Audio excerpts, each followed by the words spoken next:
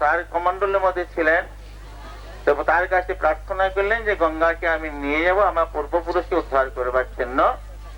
যখন প্রার্থনা করলেন তখন ব্রহ্মা সন্তুষ্ট হয়ে, তার তপস্যায় সন্তুষ্ট হয়ে গঙ্গাকে তিনি ছাড়লেন। কিন্তু বললেন, গঙ্গা বললেন আমি যে যাব, আমি আমার বেগ ধারণ করবে কে? তখন পুনরায় আবার ভগীরথজি শিবের আরাধনা করলেন। শিবের আরাধনা করাতে শিব বললেন ঠিক আছে আমি তাকে ধারণ করব। আবার ঐরাবত, সেই দেবরাজ ইন্দ্রের যে ঐরাবত, সেই ঐরাবত দিয়ে তার দাঁতের দ্বারা সেই ভেঙে দেয়, সামনে ভেঙে দেওয়াতে সপ্ত ধারায় সেখান থেকে তিনি প্রবাহিত হন। সপ্ত ধারার কথা আছে, কিন্তু তিনটি ধারার কথা আমরা জানি। স্বর্গেতে মন্দাকিনী, এই মর্তধামেতে ভাগীরথী এবং পাতালে ভগবতী, সেই ধারায় তিনি চলে আসেন।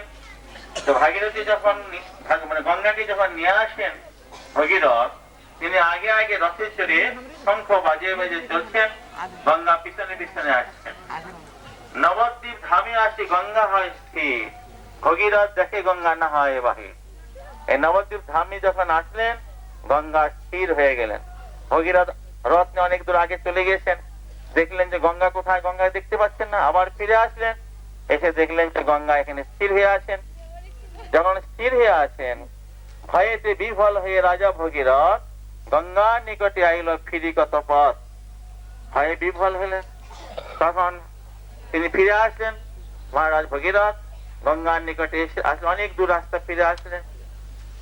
गंगा नगरे बसी तपन, उन्होंने जब निमाई पंडित नाम था, उन्होंने व्याकरण अध्ययन किया, व्याकरण पढ़ा गंगादास पंडित के पास। यही स्थान है। और गंगानगर का स्थान इसलिए हुआ, जब भगीरथ अपना पूर्व पुरुष को उद्धार करने के लिए गंगा जी को लेके आ रहा था, और अपना खुद उन्होंने आगे आगे रथ पर चले शंख बजा के, और पीछे पीछे गंगा देवी बह रहे चल रहे।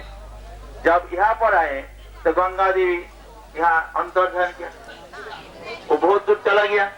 जब बाद में देखा गंगा जी कहा गया, आए नहीं, फिर वापस आया, आगे गंगानगर आके उन्होंने तपस्या शुरू कर दिया गंगा जी के लिए। तपस्या करने के बाद गंगा जी संतुष्ट होके उनको दर्शन दिया। और कहते देखो, हाँ उन्होंने बोलते भगीरथ जो आप नहीं जाएंगे तो हमारा पूर्व पुरुष कैसे उद्धार होगा, आपको जानना चाहिए। तो देखो मैं माघ महीने में यहाँ आया, मैं कैसा जाऊँ, फाल्गुन महीने में मेरा प्रभु का जन्म तिथि है, इसलिए जन्म तिथि को उत्सव मना के मैं जाऊंगा, उन कृपा लेके जाऊंगा।